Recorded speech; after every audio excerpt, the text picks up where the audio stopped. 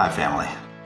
We all know what a beautiful world this is, but the fact is that so many of us, even in our community, are filled with such pain and suffering that it can be hard to see the light of hope. Far too many in our tribe are feeling disenfranchised, disconnected, and downright depressed by the weight of an inner burden that seems almost impossible to let go of. But what if there was a way to lighten that load so that we could reconnect with our inner power, reestablish our natural joy, and draw up our felt sense of oneness with each other and with the Creator? I'm going to share with you just how you and I can partner together to do that in the next couple of minutes. Let me introduce myself.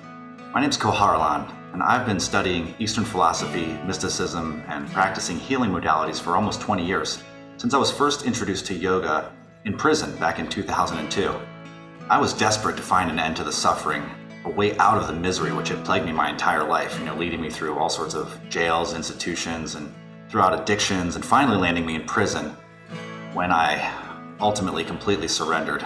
And thank God, it caused such a transformation in me that when I was released in 2006, I never looked back. I began to rebuild my family, reconnect with my loved ones, and also went back to school, got a degree. I basically put the pieces of my life back together and started to live a normal life. But, still something was missing, and I tried to fill that gap with all sorts of things, drugs, relationships, friends, partying, playing music. Nothing really seemed to fulfill me. One day in deep meditation, I had a profound insight that the reason why so many of us suffer is because of one simple fact. We withhold our love from each other, from the world around us, and from ourselves most of all. We tend to be afraid that if we open our hearts fully, we'll be hurt.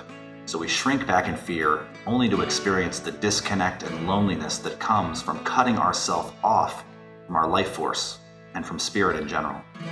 It became my mission to share this insight with our global family so that we can all heal our traumas and wounds and restore ourselves to wholeness.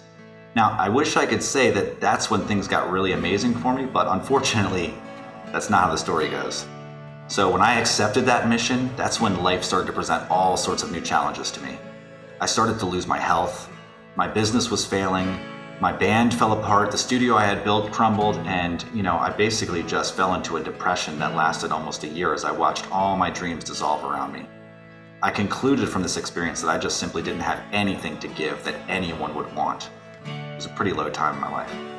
But if you can relate at all to what I've been saying, then you're probably wondering, well, what happened? I discovered a way to connect with my inner light, my soul's voice, if you will, and to draw it to the forefront so that it could restore me to health and wholeness.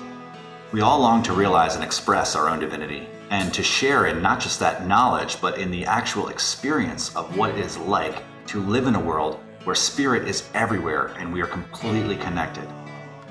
You, just like me, have an inner calling to empower those people to rise up and live the highest, grandest versions of themselves. And I want to partner with you to co-create a day or an evening of enchantment, of delight, of ceremony, of music, and of powerful transformative healing. You're watching this right now for a reason. And just as every soul wants to find its way home, we all know where we want to go. The only question is, how do we get there? So allow yourself to reach out and let me offer you a unique way in which we can collaborate to lift the spirits of those we wish to serve to great heights. I want you to picture and feel how amazing it's going to be to see the vibrational frequencies of those around you rise to new heights of joy, blissfulness, easefulness, and peace. There's no risk involved except one, and that is the risk we all face when we fail to heed the call. Whatever you decide, I wish to take a moment right now and sincerely honor you for everything that you are already doing to bring this realization to light. Thank you so much for listening. I look forward to hearing you soon. So reach out now and let's connect so we can begin to embark on this journey together. Namaste.